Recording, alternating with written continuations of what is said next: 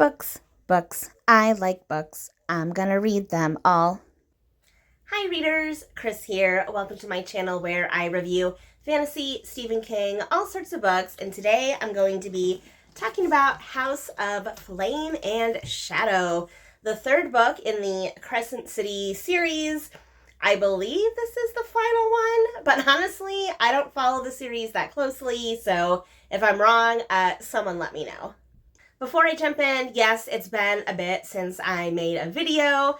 I was super busy at work, then I was on vacation, then I was recovering from vacation. Now I'm back, but getting ready to go on another trip very soon. So I don't know how many videos I'm gonna be able to do in July, but I'm gonna try my best. This is gonna be just a real casual discussion today because I have made no secret that I'm not like the biggest Sarah J. Maas fan. I'm not the biggest fan.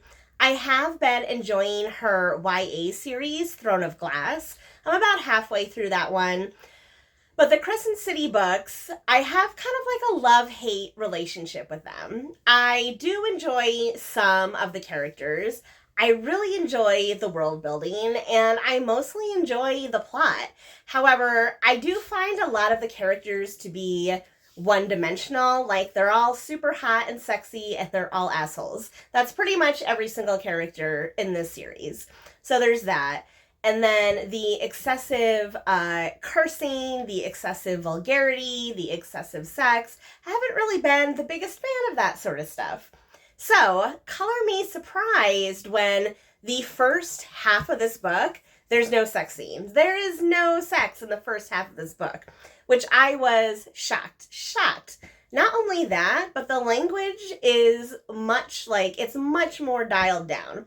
Don't get me wrong, it's still there, but compared to like the previous books, it is way dialed down. And honestly, I appreciated that. I kind of feel like this might be my favorite book of this series. Again, even though I still had some issues with it, those things like really made this book more enjoyable for me. And again, that's just a personal opinion. Someone else who's a fan might feel the total opposite because you may like all those things and that's why you read these books. But and even when there was a sex scene at the end, yeah, now my mind's just jumping all over the place. But it was like 1 page, 1.5 pages. Again, very reduced from how it's been in previous books. So that was something positive. On the negative side, and again, this is just a me thing because I've only read some Throne of Glass books and then Crescent City. I haven't read a lot of Sarah J. Maas's other books.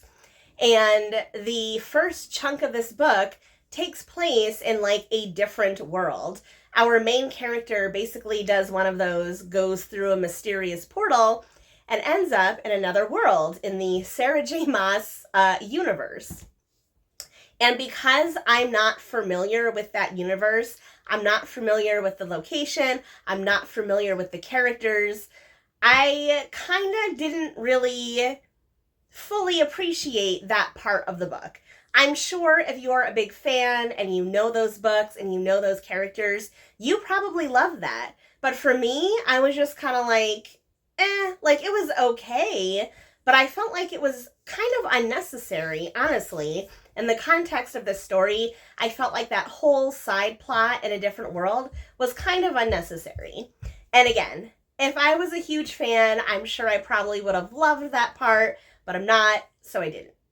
And honestly, I think the side plots in general are a bit of a problem in this book. They are, at least to me.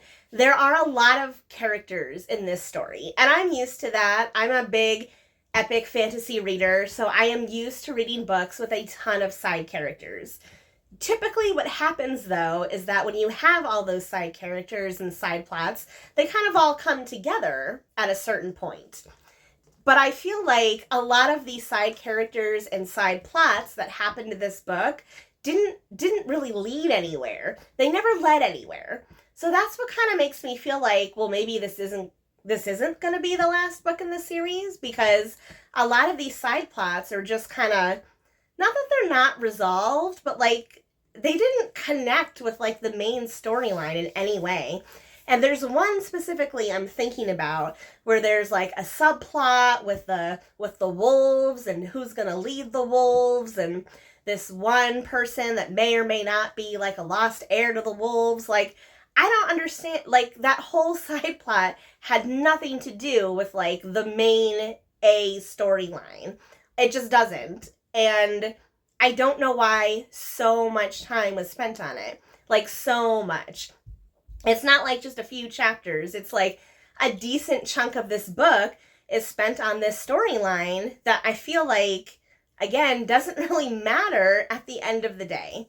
So on one hand, I like all those subplots and sub-stories and side plots, but on the other hand, they have to mean something, and they didn't necessarily mean something here. Maybe they will in the future, but for this book, it did not. But back to the things I liked. Again, I do like this world, and I do like the way that this story was wrapped up. It is hard to end this type of book. It's hard to end an epic fantasy series. And I'm sure people are going to have mixed opinions on the ending, but I like the ending. It's over the top, but I kind of feel like this whole series has been over the top, so that didn't really bother me. It's over the top, it's emotional, it brings a lot of things together, not everything. And there's always something satisfying about seeing kind of that chosen one hero type story and seeing them, you know, square off against the big bad. Like, I love stories like that. So I love the plot of this book, the A storyline.